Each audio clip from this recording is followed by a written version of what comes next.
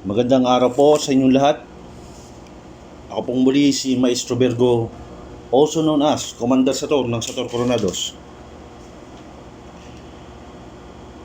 Una sa lahat ay papasalamat ako sa Diyos Amang Makapangyarihan sa lahat sa araw na ito at pinagkalooban ulit ng oras upang makapagbahagi sa inyo ng mga buhay na salita at oras para sa ating aralin patungkol sa karunungang lihim ng Diyos Amang Makapangyarihan sa lahat patungkol sa Sator Coronados.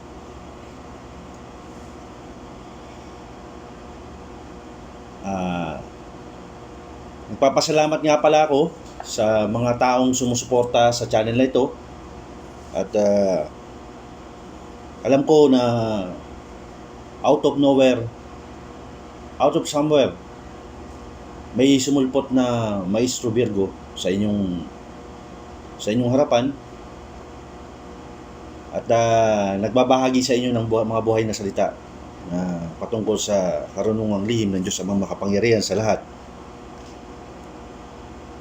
At nagpapasalamat ako sa mga estudyante, sa aking mga tinawag, at nagpaabot ako ng panawagan sa inyong lahat patungkol sa misyong ito na ating tatahakin sa ngayon.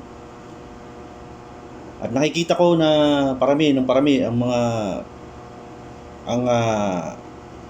ating grupo at lalong lumalakas ang pwersa ng liwanag habang papalapit ang unang biyernes ng buwan ng Oktubre, ang October 2. At nasa nakikita ko na ang mga tao ay mga nais mag-aral ay seryoso sa kanilang pag-aaral at talagang nais matuto. Inulit ko sa inyo na anumang pinag-aaralan natin dito sa ngayon ay laging pananatilihin nyo ang kabutihan sa inyong puso. Lagi kong sinasabi na kapag nag-umpisa na tayo, wag yung gagamitin ito sa mga masasamang bagay o panlalamang sa inyong kapwa at lagi nyong iisipin na ang lahat ng bagay na ipinagkaloob sa atin o binabahagi sa ngayon ay nagmumula ang lahat ng kapangyarihan nito sa Diyos Amang Makapangyarihan sa lahat lamang. Ito ay hiram lamang, papahiram sa atin upang makatulong tayo sa mga kapwa-tao natin na kapuspalad na talagang walang-wala na talaga sa buhay. Alam na naman natin ang sitwasyon ngayon, pandemya, at mga tao nawawalan na ng sila sa buhay o pananaw sa kanilang buhay. Ay ang Panginoong Diyos sa makapangyarihan sa lahat ay binigyan tayo ng daan upang matuto sa mga ganitong mga bagay. May dahilan kung bakit kayo nakarating sa YouTube channel na ito. At para sa akin, natutuwa ako at marami ang tumugon sa inyo. Isang bagay lang ng patunay na kayo ay tinawag, kayo ay nakatadhana na pag-aralan kung ano man ang meron sa YouTube channel na ito na aking ibinabahagi. Maaaring marami sa inyo nakapag-aral na rin sa ibang mga maestro, mga naunang maestro sa akin. At sa nakikita ko, ang ibang nakapaloob dito, nakapasok sa YouTube channel na ito ay hindi na baguhan sa mga aralin kung karamihan sa inyo, ngunit ang iba naman ay mga baguhan pa lang. May mga termino at terminology na minsan ay hindi pangkaraniwan sa mga baguhan. Kaya sana hinikayat ko rin sa iba sa inyo na i-guide nyo rin yung ibang mga kasama natin dito na pag merong hindi maintindihan, kung kayong mas nakakaintindi, magano kayo sa comment section sa YouTube channel na ito. At sa nakikita ko, merong ilan sa inyo na mga manggagamot na rin, ngunit nais pa rin nilang sila pa rin ay tinawag ng Diyos Amang Makapangyarihan sa lahat. Nakakatawa isipin na may mga manggagamot na rin sa inyo dyan na tinawag pa rin. At tinuro ako sa inyo. Binigyan kayo ng gabay upang ako'y hanapin kung saan ako nagmumula. Sapagkat ako ay isang tao lamang din na katulad ninyo na pinagkalooban. Ordinaryong tao lang din na pinagkalooban ng kakayahan at kapangyarihan upang makapanggamot. Ito ay pinahiram lamang sa akin, sa atin. Kung kahit ako'y nagbabahagi sa inyo ng libre at hindi ako humihingi ng kahit anumang kapalit na bagay. Kahit ako pag ako'y nanggagamot, sapagkat ang katwiran ko sa buhay, ito ay pinagkaloob ng libre sa iyo ng Panginoong Diyos Amang makapangyarihan sa lahat. So, hindi ako nag-aas ng kahit anumang sa tao, kung ano man. Kung sila magbibigay sa akin, okay lang, tinatanggap ko. At yung mga bagay na yun naman ay tinatabi ko at pinangtutulong ko rin sa ibang tao na nangangailangan. Sapagkat ang sabi nga ng Diyos Amang makapangyarihan sa lahat, kahit ang Panginoong Jesucristo, nung siya ay nanggagamot ng mga panahong yun, hindi siya katulad ng hindi siya nanghihingi ng kahit anumang kapalit na bagay. Lagi kong sinasabi sa inyo na ito, nasumpungan ko itong bagay na ito, pinagkaloob sa akin ng libre, pamamahagi ko ito ng libre. At nagpupugay rin ako sa mga sinaunang maestro na naunang nagturo sa karunungang lihim ng Diyos sa mga makapangyarihan sa lahat, lalo na sa Tor Coronados. Bagamat personal ay hindi na rin kami nagtagpo-tagpo at hindi kami nagkakakilala, siguro sa bawat henerasyon na lumalabas sa panahon ngayon, sa bawat ilang dekada o kanuman, merong lalabas na isang maninindigan o tatayo sa simbolo katulad ng sa Tor Coronados. Isa ako sa tinadhana o pinili o napili o nahirang din na isa rin sa magiging tagapangalaga sa kapangyarihan ng Sato. Kaya ako laging sinasabi na pinangangalagaan ko ang bawat orasyon o bawat salita na buhay na salita na aking ibinabahagi dito, at nilalagyan ko ng selyo ang bawat bahagi nito, sapagkat hindi ko pinapayagan na gagamitin natin ito sa kasamaan o sa panlalamang sa kapwa. Lagi kong inuulit sa inyo, napakahalaga ng pagdidibusyon. Sa loob ng dibusyon, nakapaloob doon ang poder, pondo, bakod at balabal. Katulad ng binahagi ko sa mga naunang video at sa huling bahagi ng video, binigay ko na sa inyo ang balabal na aking ginagamit. Mahalaga na malaman nyo na bilang maestro, lagi kong inuulit, na nais kong palakisin muna ang inyong spiritual na kakayahan bago tayo umakyat ng ibang aralin papunta sa mga orasyon. Mahalaga na malaman nyo na ang napakahalaga ng pagdidibusyon. Dahil diyan ang magiging sukatan ninyo kung talagang kayo ay karapat-dapat na pagkalooban ng kapangyarihan ng sa Tor Coronados. Tulad ng sinasabi ko sa lahat, na itong bagay na ito ay hindi pangkaraniwan sa mga normal o sa mga uri ng panggagamot espiritual, sapagkat ang pakikipag-spiritual combate ay isa sa pinakamataas na level ng pang-spiritual na gamutan. Kaya lagi ko sinasabi na hinahanda ko kayo sa mga bagay-bagay dahil bawat mga aralin o buhay na salita na ipinagkakaloob ko dito ay mga buhay na salita yan. May mga puwersang taglayan na hindi matatawaran. Kaya kung minsan kapag binigkas mo, minsan kapag baguhan ka lang, makakaramdam ka na parang nahihilo ko. O kung ano man, parang masyadong malakas yung puwersa. Kailangan, bago mo masumpungan yung mga bagay na kailangan maging parehas ang level din. Kung baka kikilalanin ka muna nila. Kailangan kilalanin ka ng mga gabay. Kaya lagi kong sinasabi na ang bawat gabay na yan ay may kanya-kanyang entity yan o individual na kakayahan at individual na lakas yung mga yan.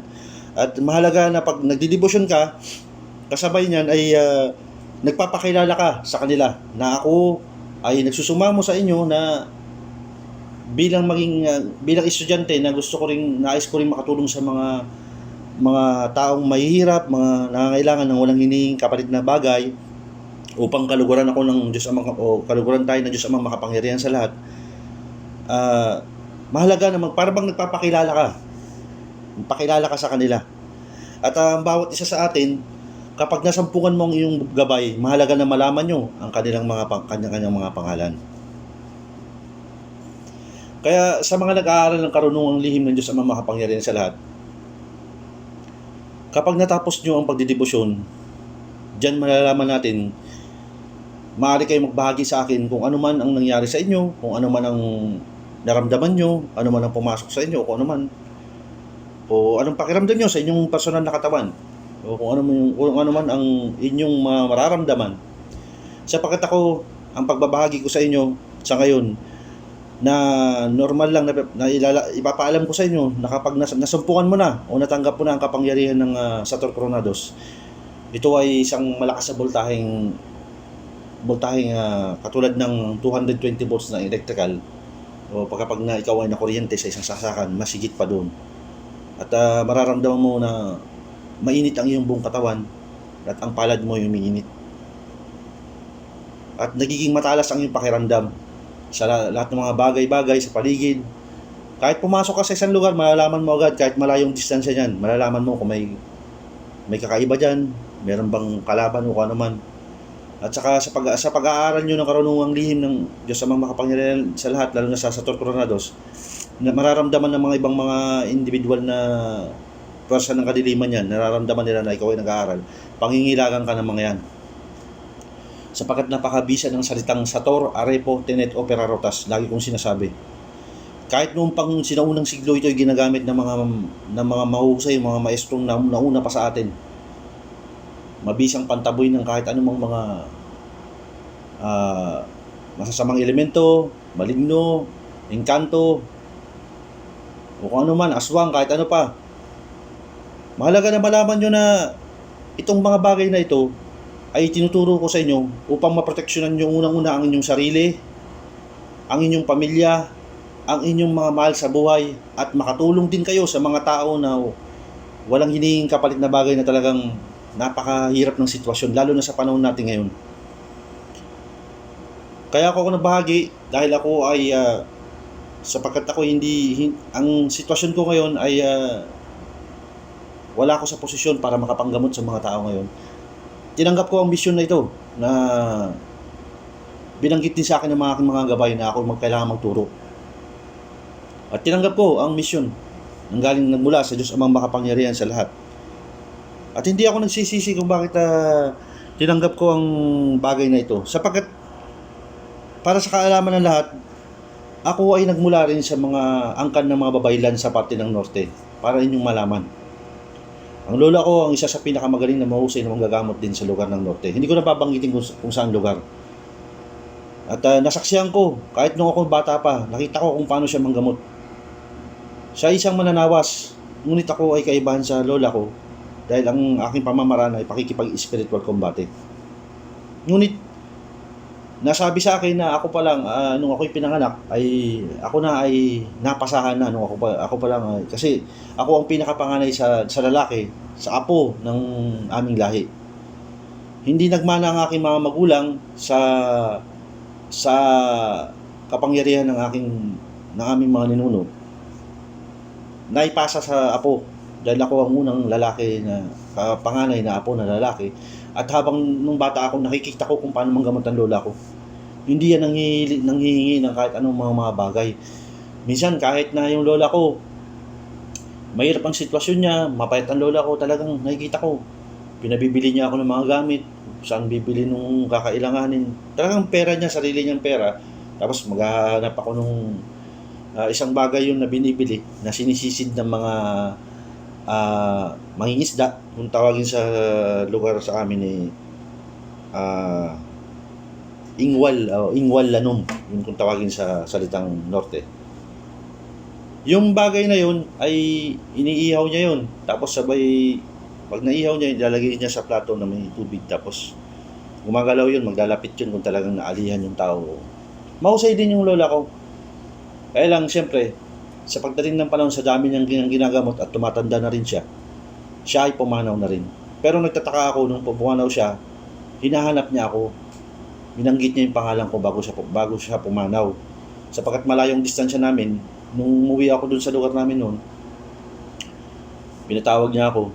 Pero huli na lang nung nakita ko siya, pero nakadilat pa siya. Nahawakan ko pa yung kamay niya bago siya pumanaw.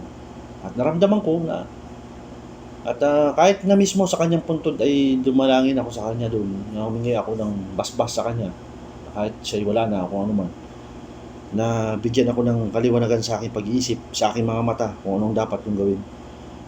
Bagamat nararamdaman ko na mabigat din ang aking ang nakaatang sa aking responsibilidad. Pero hindi ko tinatanggihan yan. Sabi nga nila, nasa huguit ng aking kapalaran na ako yung magiging isang manggagamot pagdating ng araw. At hindi ko tinanggihan yun. Sabi nga nila, kapag nakatadhana ka talaga, nakatadhana ka.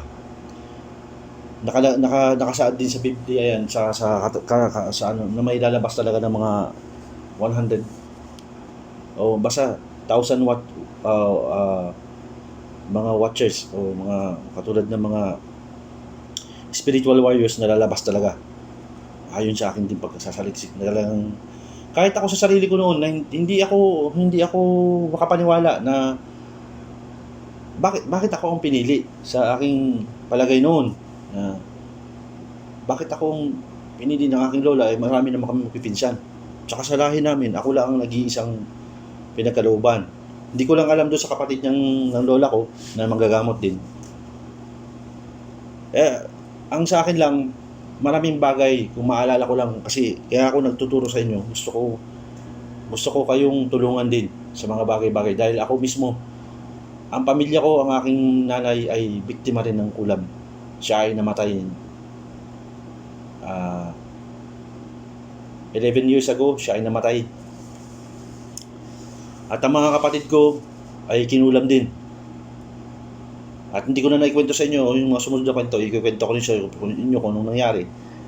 Ang mga kapatid ko ay kinulam yan isa-isa. At ginamot ko sila isa-isa. Kaya nasasabi ko sa inyo, kaya ko ito binabahagi sa inyo para upang maproteksyonan yung sarili nyo, ang inyong pamilya.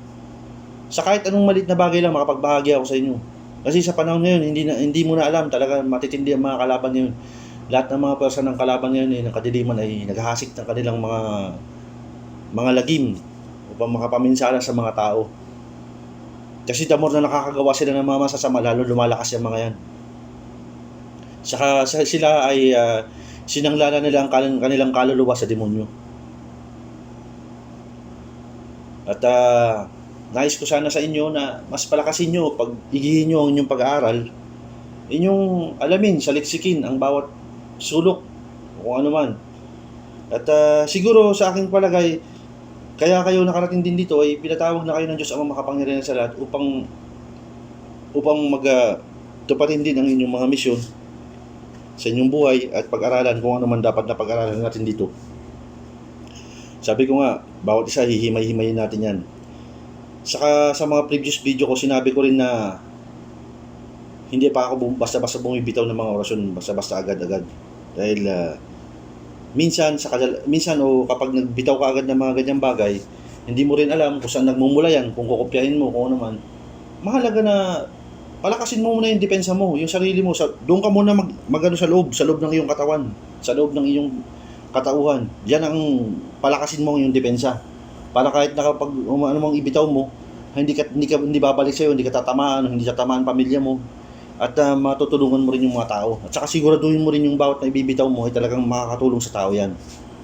Dahil minsan, kapag hindi mo alam, kapag yung ibinitaw mo na salita o kung ano man, yan pala ikakapahamak mo, o kaya naman ikapahamak ng taong gagamutin mo, baka ikamatay niya pa yun. At saka kalagdagan nga pala sa pag-aaral ng karunungang lihim ng Diyos Amang makapangyarihan sa lahat,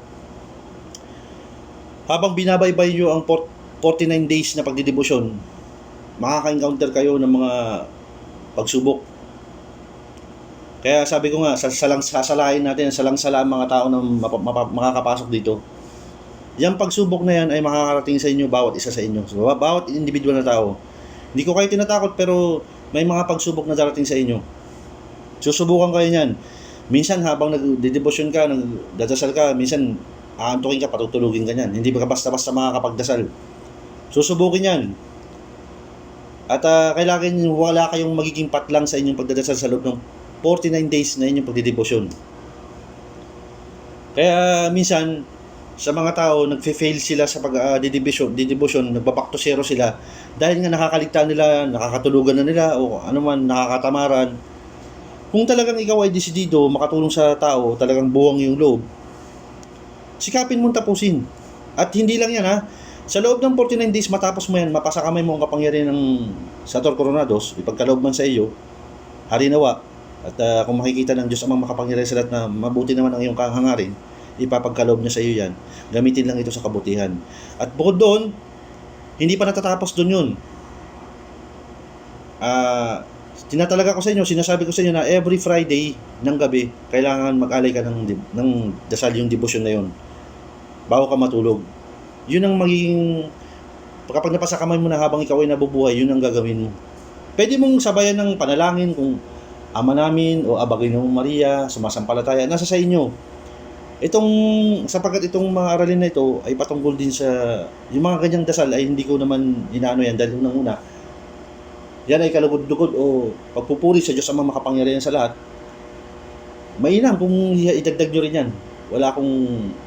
Hindi ako humadlang sa ganyang mga bagay. Sapagkat ang lahat ng bagay ay patungkol sa kabanalan ng Diyos Amang makapangyarihan sa lahat. Mainam na isama nyo rin kung ano mang dasal na naisip nyo, kung ano man. Saka sa akin, sana lang sa mga tao na naririto o napasama sa YouTube channel na ito, na nag-subscribe at naging bahagi ng aralin para sa karunungang lihim ng Diyos Amang makapangyarihan sa lahat, ay panatilihin nyo sana ang inyong kabutihan sa inyong puso at maging pasensyoso kayo at maging malikhain kayo. Huwag niyong lilimitahan ang inyong sarili. At lagi kong sinasabi, hindi mahalaga kung meron ka bang medalyon o kung ano man, hindi yun. Sinabi ko lagi, di ba? Kahit walang medalyon, pwedeng pag-aralan ang Sator Coronados. Hindi mahalaga kung may medalyon ka man o wala. Lagi ka mag-i-invest doon mismo sa buhay na salita. Doon ka. Yun ang pag-aaralan mo. Yun ang pag-iigihan mong pag-aralan. Anong silbi ng iyong medalyon kung walang kapangyarihan sa Diyos Amang makapangyarihan sa lahat na mumula? Lahat ng mga bagay-bagay, mutya, medalyon, agimat, kahit ano pa man yan, kung ang kapangyarihan dapat rin nagmumula sa Diyos Amang makapangyarihan sa lahat. Walang silbi ito, palamuti lang ito sa katawan. Tandaan nyo yan, hindi kayo kayang iligtas niyan sa oras ng pangkagipitan. Ang malaga ay ang pakikipag-ugnayan nyo sa Diyos Amang makapangyarihan sa lahat. Doon kayo hihingi ng panalangin, hihingi kayo ng mga bagay na kakailanganin nyo sa pakikipag-spiritual kumbate, sa pagtulong, sa panggagamot, sa panghihilot at kahit anuman. Sapagkat ang Sator Coronados ay pangkalahatan. Ngunit ang kapangyarihan nito ay magmumula sa Diyos Amang makapangyarihan sa lahat lamang. Lagi niyong pakakatandaan yan. At ito ay hiram lamang. Anytime, pwedeng itong bawiin sa atin. Kahit ako, lagi ko sinasabi, ako ay may kapangyarihan sa aking sarili na ipinahiram, pinagkaloob sa akin. Anytime, pwedeng bawiin sa akin ito. Kung nais ng Diyos Amang makapangyarihan sa lahat na kunin sa akin ito. Wala akong masamang hinanakit o kung ano man sa mga bagay-bagay na yan. Kung ako man ay sa takdang araw na ako nakagawa ng mabigat na kasalanan o ano man at bawiin sa akin. Kaya nga lagi kong sinasabi, panatilihin yung kabutihan sa inyong puso. Sapagkat ang mga bagay-bagay ay hiram lamang, katulad ng ating buhay. Kaya sa mga nag-aaral sa nalalapit na October 2, ang unang biyernes ng buwan ng Oktubre, sa pagsisimula nyo ng pagdidebosyon, magdadasal kayo ng pagdidebosyon sa gabi bago matulog. Yung araw, okay, manalangin kayo ng Ama namin o sa araw lang, pwede, walang problema yun. Kahit sa gabi, pwede rin. Isama nyo rin yung panalangin na yun kung nais nyo. Lagi nyo tatandaan na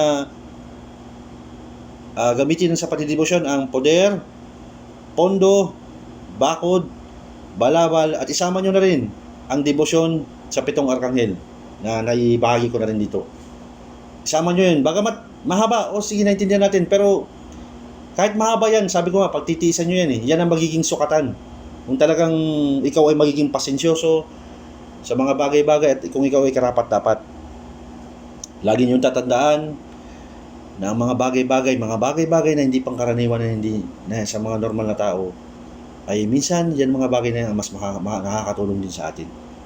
Basta wag nyo lang kalimutan na magpasalamat kayo sa Diyos Amang makapangyarihan sa lahat. Kahit ako mismo, at dumating man ang mga pagsubok na yan, ay tatagan nyo lang sarili nyo. Dahil sa pagdating ng panahon na matapos yung 49 days, sinasabi ko sa inyo, kung talagang kayo ay may mabuting kalooban, ipagkakaloob ng Diyos Amang makapangyarihan sa lahat sa inyo ang kapangyarihan ng Sator Coronados at upang maging isang ganap kayong kabahagi o ng lihim ng kapangyarihan ng Diyos, ng kapangyarihan ng Sator Coronados, maging tagapangalaga. At yan lamang sa ngayon. At muli, ako si Maestro Virgo, also known as Commander Sator ng Sator Coronados, nagbibigay sa inyo ng mensahe na pagbutihin ninyo ang inyong pag-aaral at sana matapos nyo ang pagdidebosyon na ito at sana maisulat nyo na maayos lahat at magamit nyo ito sa mabubuting bagay at tatagan nyo ang inyong sarili sa mga bagay-bagay na darating sa inyo o kung ano man. At yan ay isang pagsubok na dapat nyong malampasan. Maraming salamat sa inyo.